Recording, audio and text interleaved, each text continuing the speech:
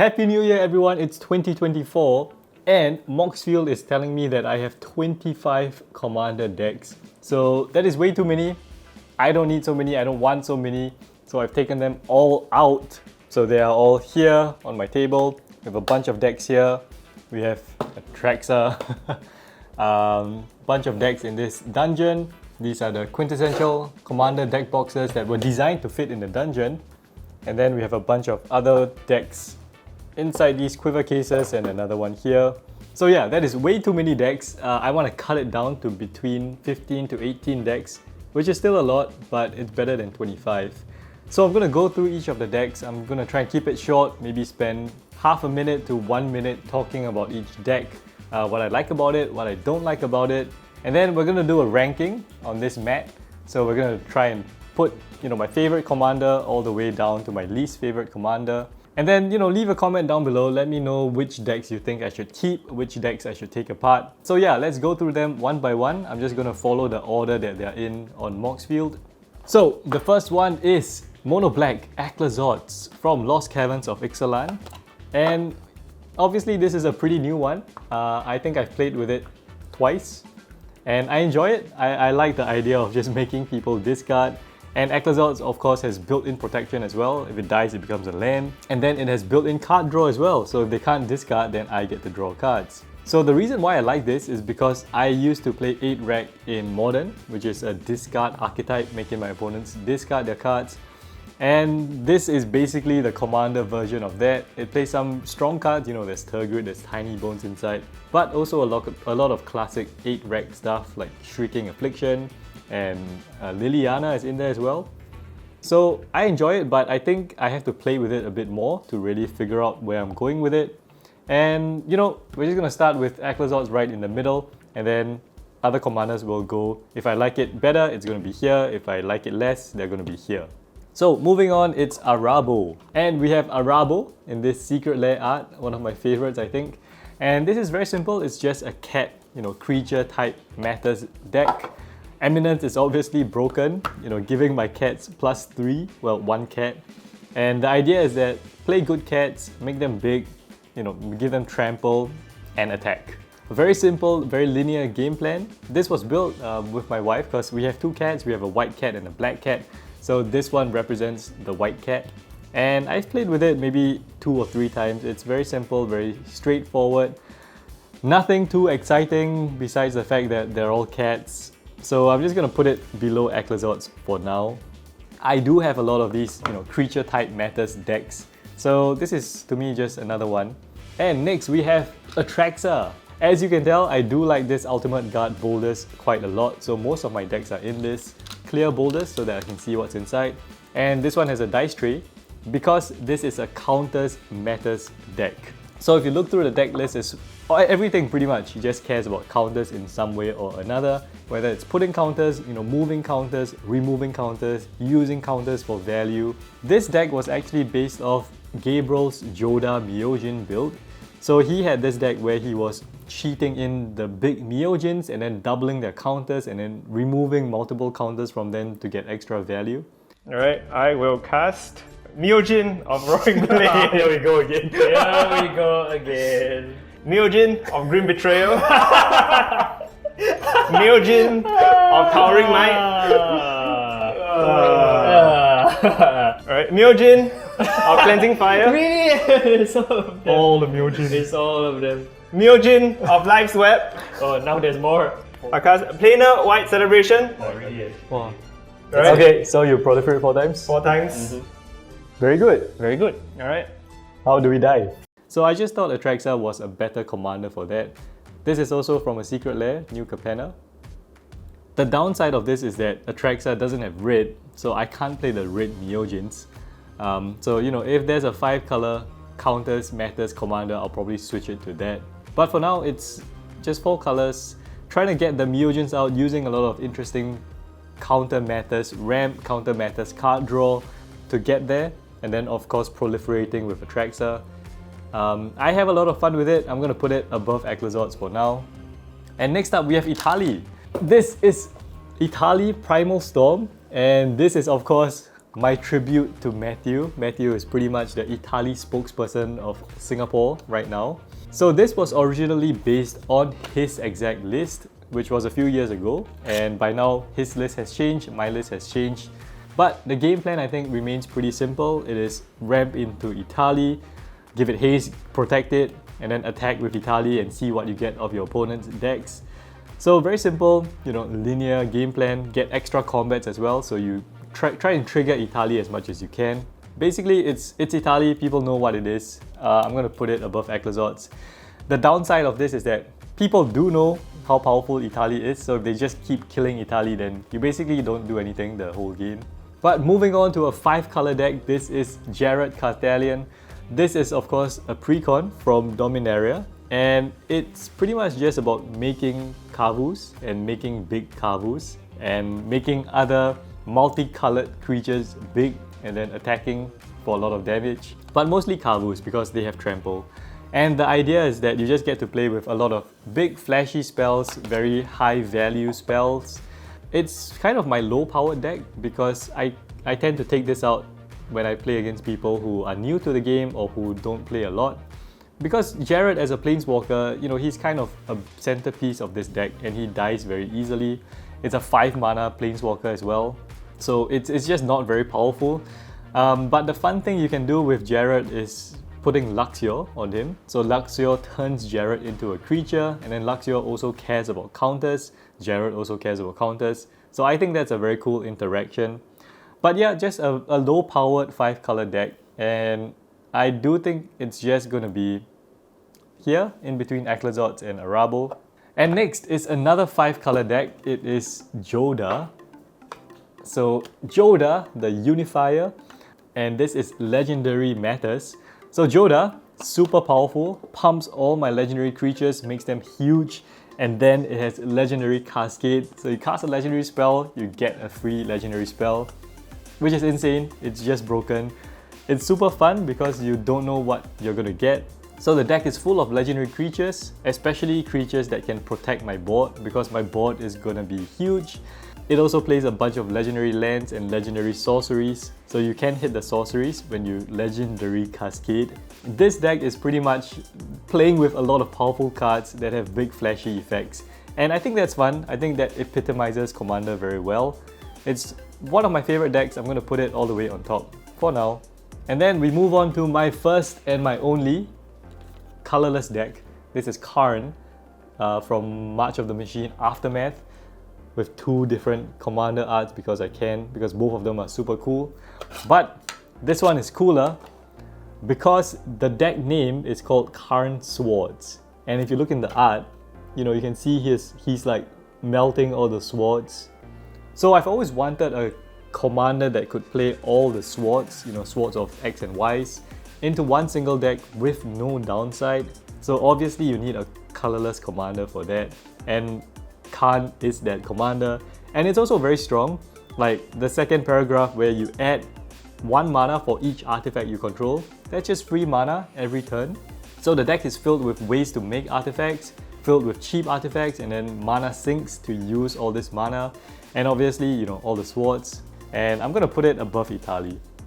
And back to the regular 5-color program, we have Kenrith, the Returned King, also with 2 arts. One is an altar, and this one super nice showcase art signed by the artist. This is Human Matters. Originally I had a Ravos and Rayhan, so that was an Abzan Humans deck, but then Lord of the Rings came out, Eowyn was printed, there was a human precon, so a bunch more human support came in, and I just had to make it 5-color. So yeah, Kenrith is the result of that. It's a very low aggressive curve, you're just trying to curve out with humans, get them huge, get value off of humans. And Kenrith is really just a support piece, which I think I like. I don't really like my commanders to be lightning rods for removal, because it just kind of feels bad if you play your commander and they just keep killing it. So Kenrith is not one of those commanders, but it is super good as a support piece in the command zone and also as flood protection. So if your board gets wiped, play Kenrith. If you're flooding out, play Kenrith. You just get a whole bunch of value from it. And it also works if you build up a huge board and then you just play Kenrith and give all your creatures trample. So Kenrith just works in so many ways, and I like it a lot. It's one of my favorite creature type matters decks. So I am going to put Kenrith in second place, just behind Jodah. I'm going to do this. So yeah, let's move on. The next one we have on the list is Liesa, Shroud of Dusk, and Orzhov Commander. Now it's actually one of my older decks now, and this deck is called Liesa of Half Lives. The idea of this deck is to get my opponents down to as little life as possible, as quickly as possible. It plays all the cards that makes them lose half their lives. I think like Scythe Claw, there's Skull Storm as well, which is crazy and funny and stupid. So the idea is that, you know, you halve their lives, and then because Liesa says whenever a player casts a spell, they lose 2 life. So once my opponents get down to like, you know, 10, 15 life, every single spell which, you know, causes them to lose 2 life is pretty painful. And of course, I have ways for me to reset my life total or to double my life total, or, you know, Liesa just has a lifelink as well. So it's a really fun deck. It's one of my faster decks. It's one that I take out at the end of a session, you know, when everyone just wants a fast game. I take Liesa out. It has a bunch of powerful cards like Necropotence, Toxic Deluge. It's actually going to be above Etali. I'm going to put it right below Karn. And next up is my other cat deck. So this is Lord Windgrace in a pink case for my wife. And we have the Secret Lair art as well. So this commander represents my black cat, and it's very Jund. You know, Windgrace is of course a very powerful commander, but the idea of the deck is to play additional lands every turn. So you place all the cards that let you play additional lands, and then playing lands from the graveyard as well, because Windgrace puts the lands in there, and then ramping into big creatures that destroy things. So things like Apex Altisol, things like Thorn Mammoth, things like Glory Bringer, big creatures that destroy things. So yeah, it's very Jund. It represents my cat very well because he eats a lot and then he destroys everything. And Windgrace, once again, is pretty much a support piece. Once again, it is a planeswalker, so it kind of dies easily. And it's also a big target because people are generally afraid of Windgrace, I think. So those are the downsides. But I do have fun with this. I like stompy creatures. I like, you know, playing more lands. That's always fun. So I'm going to put it above Etali. And yeah, let's move on. The next one is Millicent, Restless Revenant. This is Azorius Spirits. And it's also based on one of my favorite modern archetypes, which is Azorius Spirits. I just used to love the idea of flashing in spirits, holding up interaction, protecting your board very well. And this deck is basically based around that. You know, quite a few of the spirits have flash, and then Millicent has a cost reduction effect, so it usually comes down for 2 mana. Everything flies, everything makes more spirits thanks to Millicent, and if they wipe your board, you also get more spirits thanks to Millicent. So Millicent is pretty strong, and like I said, there's a bunch of ways to flash in spirits, hold up interaction, hold up removal, protect your board very well. And of course, I also enjoy the beating down aspect because spirits fly, they're all evasive, it's very hard to block, you flood the board. So this is another one of my faster decks that I take out at the end of a session. And yeah, it just has powerful cards, like there's Force of Will, there's Mana Drain, there's Flawless Maneuver. Very powerful stuff, very kind of like Liesa, I guess. I think it's going to be just below Liesa, actually. Just because, you know, the game plan is simple, it's just beat down with spirits. Alright, next up is a mono blue deck. This is Minn, Wily Illusionist, and this is a card draw deck, but it's also a wizard and illusion deck. So I just enjoy the flavor of this because Minn, you know, Minn's a wizard and then she makes illusions. And then there's a card called Lord of the Unreal, which makes illusions bigger and then gives them hexproof. So the idea is that you want to get Minn out, you want to draw 2 cards every turn, you know, make an illusion every turn, and then the illusions grow bigger. And of course, when the illusions die, you can put in permanents for free, which includes lands. So even if the illusions are just 1/1s, you can put in a land. It's kind of like ramping. And I think this is probably the first deck that features a dedicated combo line. So there's Maluku and Blasting Station with Minn. So what happens is that you tap a land to activate Maluku, you bounce it back to your hand, you get an illusion, then you tap Blasting Station, sacrifice the illusion, that triggers Minn, and then you put in the land that you bounce back, which comes in untapped. Then you tap it, activate Maluku, make an illusion, which untaps Blasting Station, and then you tap Blasting Station again, sacrifice the spirit, infinite damage with Blasting Station, 3-piece combo.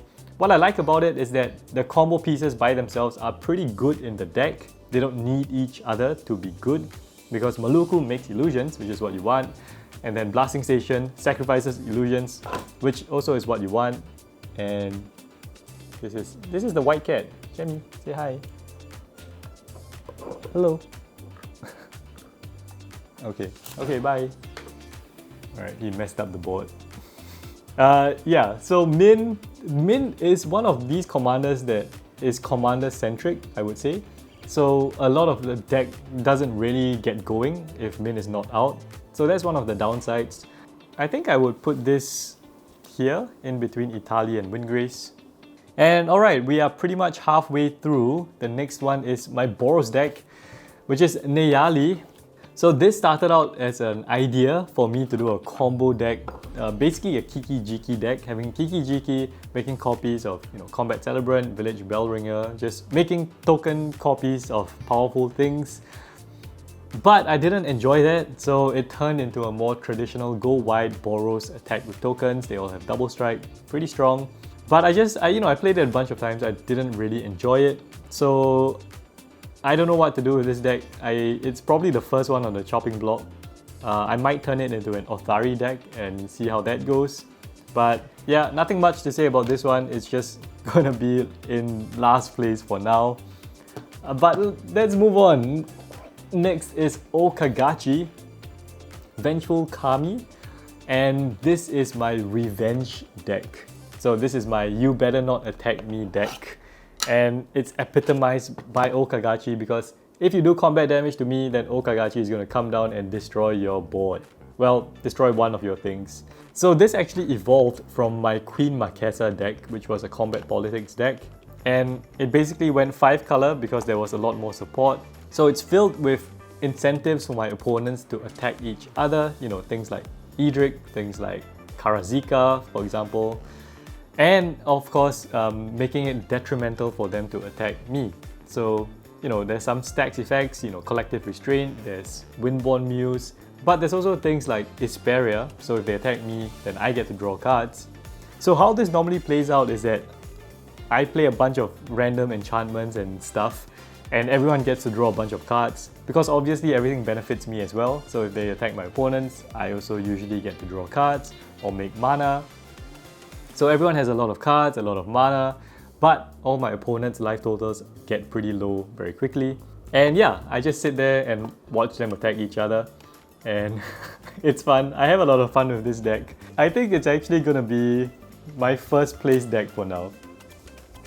And let's continue on this 5 color train with Omnath, Locus of all. This one has a companion, which is Keruga. So Keruga means that all my non-land cards in the deck cost 3 or more mana. And of course, Omnath cares about cards that have 3 or more colored pips in them.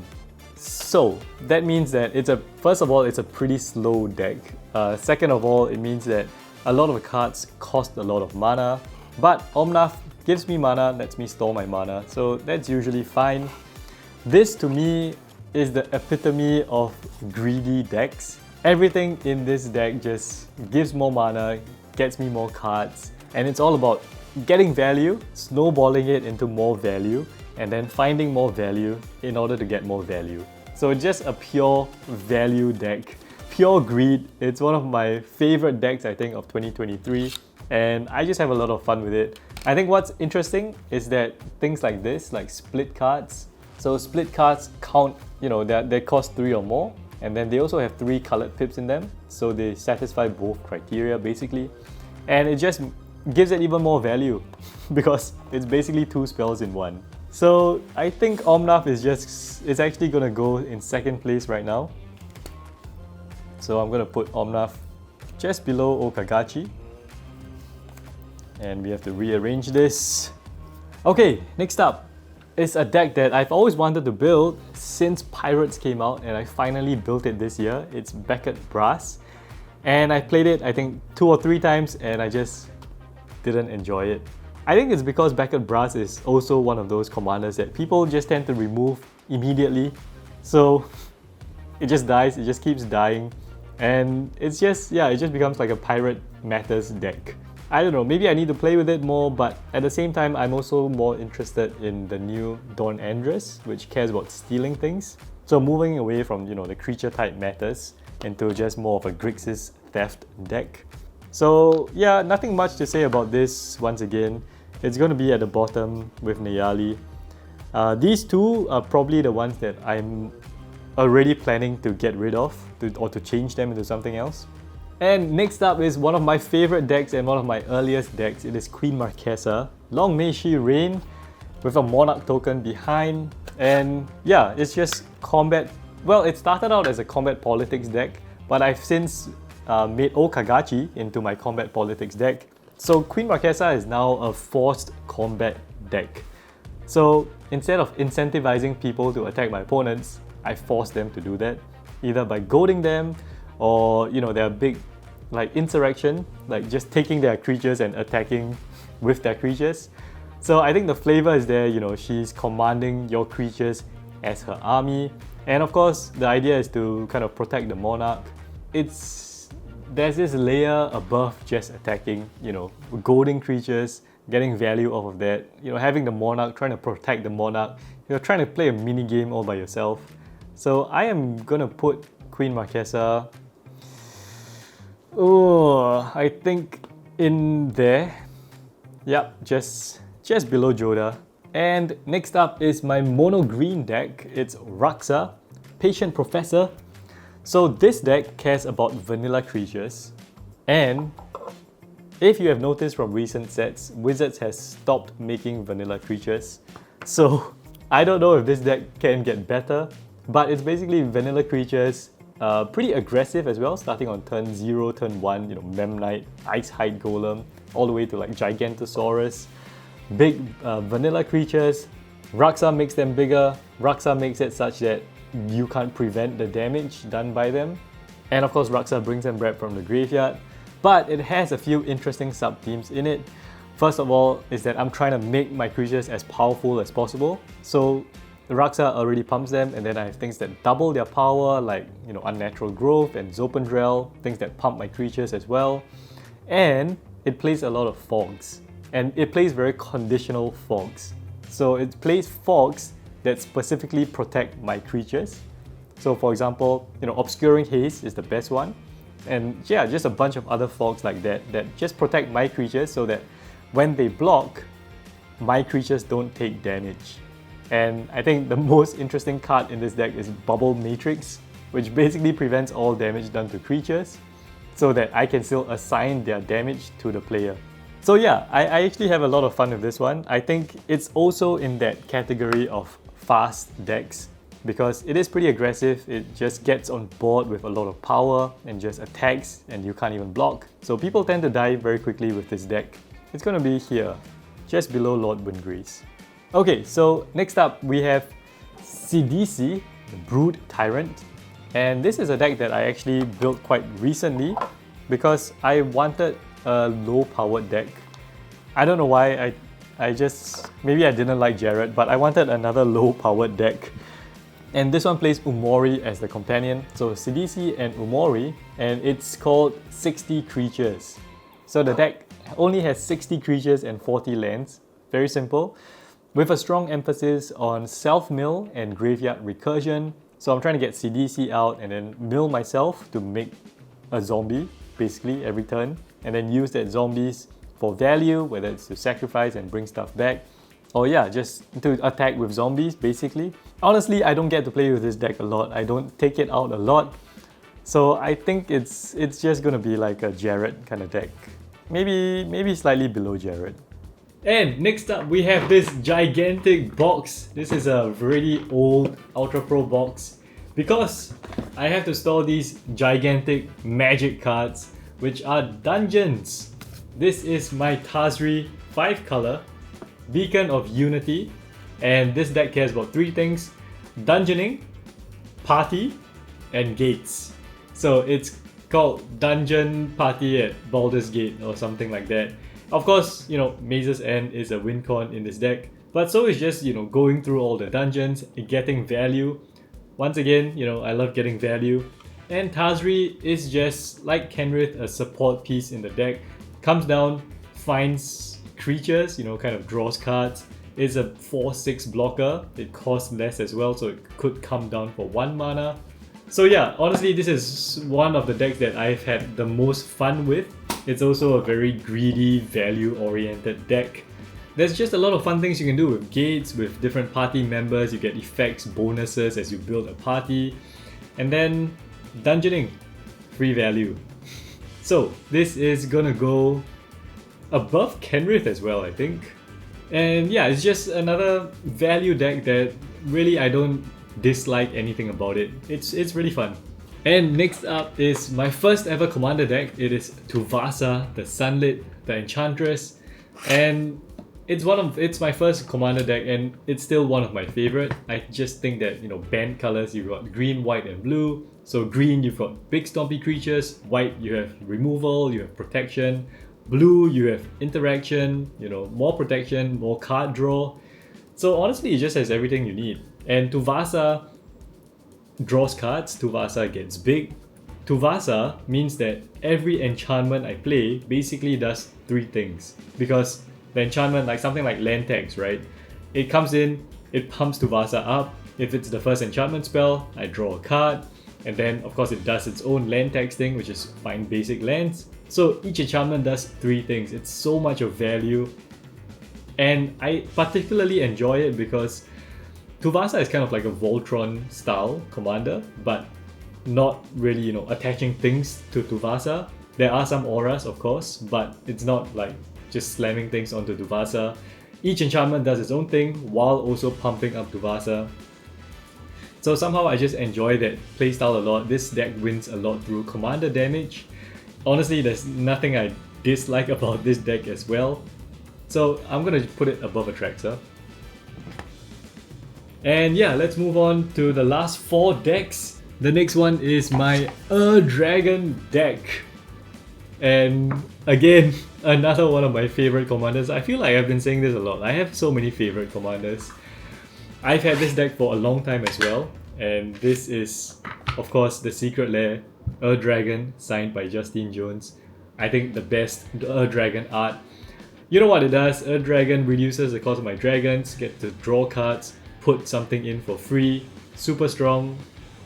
Dragons, this is to me the quintessential creature type matters deck. This is basically 5 color Gruul, because big, stompy, evasive, draws cards, destroys things, dragons do everything. The only downside is that Dragon itself costs 9 mana, but honestly, it comes down most of the time. It's worth it. People attack me, I don't care, I destroy their stuff. Dragon is... It's gonna be up there. Top 5 with Queen Marquesa. Gonna move Atraxa down. And yeah, next up is a CEDH deck. This is my Urza deck. It's mostly here because I used to play CEDH quite a lot. There's a cute construct in the back as well. And yeah, I like Urza as a character, and I thought that this commander is just fun. When, you know, Modern Horizons 1 first came out, it was pretty cool, very interesting and very powerful. So nowadays I don't play CEDH a lot, so it's mostly here as a relic of my CEDH time. I even have like the Urza sleeves as well. So yeah, it's mostly here for sentimental value, and if someone wants to play CEDH, I can play CEDH. This is just Urza Power Scepter. I don't know if it's still good in the meta. Honestly, I'm not gonna rank this one. I'm just gonna put it like at the corner. It's gonna be like here. So yeah, I mean, do you guys have like a random CEDH deck lying around just in case people want to play? Let me know. Honestly, I don't know what to do with this deck. I just have it. But moving on, it's another Urza. This is Urza Chief Artificer, and I have a really cool altar that was a gift to me from Greg Sablan. Big shout out to Greg Sablan, Sablan MTG altars. I will link them below. This is the alter they did, I think he has a team there with his wife Michiko. So this is Iron Man and I mean this is Tony Stark and Iron Man, him making his Iron Man suit. So this deck is basically Tony Stark making Iron Man suits. Urza is making a bunch of constructs or constructs. The deck is just filled with artifact creatures and ways to pump up these constructs, make them bigger. It's basically like a creature type metas deck except, you know, artifact creatures. And there's a bunch of really interesting cards here from 40k as well as Doctor Who. Off the top of my head, there's like Biotransference, there's Cyberman Squadron. So really cool cards, and the Commander is just super powerful because it gives my stuff menace. And of course, it's reduced, the cost is reduced as well, so normally this comes down for 3 mana. And of course, every turn I just get a free construct. And honestly, this deck I think goes above Atraxa as well. So I'm gonna put it there. It's one of the decks that I have a lot of fun playing, and it's pretty powerful as well. Okay, and finally, the last deck is Vedrok, Apex of Thunder from Ikoria. Pretty old deck, pretty old commander by now. And this one has Mutate, which is pretty bad in Commander because usually you only just mutate once and then you get like a one-time effect, like an ETB effect, which isn't that good in Commander if it's your Commander. But this deck, the idea is to play dash creatures that you can mutate on, so non-human dash creatures. Honestly, the idea of this was stolen off of Reddit. I remember looking through Reddit and I saw someone post a very similar list using Vedrok, dashing in creatures, mutating Vedrok, and then the dash creature bounces back to your hand so that you can do it again. So I just kind of took that list and I modified it, made it my own. So this deck cares about non-creature spells casted from the graveyard, you know, mana value 3 or less. So the curve actually just tops out at 3. But the deck only really gets going once you hit 6 mana because you want to play a dash creature and then mutate Vedrok onto it, which usually costs about 6 mana. And obviously it's Jeskai, so this one has dedicated combo lines inside, dockside lines as well as extra turn lines, which I thought of it. I think it's pretty interesting because it plays the red extra turn cards like Final Fortune, Last Chance. So the idea is that you have them in your graveyard and then you have something like Sundial of the Infinite or Gideon Emblem so that you can't lose the game, and then you just keep casting it from your graveyard, take an extra turn, you know, dash, mutate Vedrok, extra turn. It's very slow. There are some storm lines as well, but yeah, it's just a very slow kind of control-y. This is my solitaire deck, so I take this out when I just want to churn through my own deck and play by myself, I guess. I personally am not a big fan of like Spellslinger decks, so this was my attempt at building one. And I do take it out from time to time at maybe slightly higher power level tables. It's gonna be below Etali, this one. So I'm gonna put this here. And yeah, that's it. I guess this is the final ranking of all my commanders. If you have stuck with me from the start, thank you so much for watching this. It is way longer than I thought it would be. But yeah, these are my commanders. I think I want to cap myself at maybe 15 or 16 decks. So these two I think are definitely gonna get dismantled. And one of these, between CDC and Jared, I think I want to keep one of them and maybe take apart the other one. But as for the other decks, the other commanders, please let me know what you guys think, because as you can probably tell, I like a lot of these commanders and I do play with them quite a lot. So yeah, it kind of, I don't know what to do with so many decks. I just don't want so many decks and I want to build more decks as well. So thank you for watching. Please leave a comment down below. Let me know what I should take apart, what I should keep. And of course, please like and subscribe and share this video if you think it was interesting. Otherwise, I will see you all next time. Bye bye.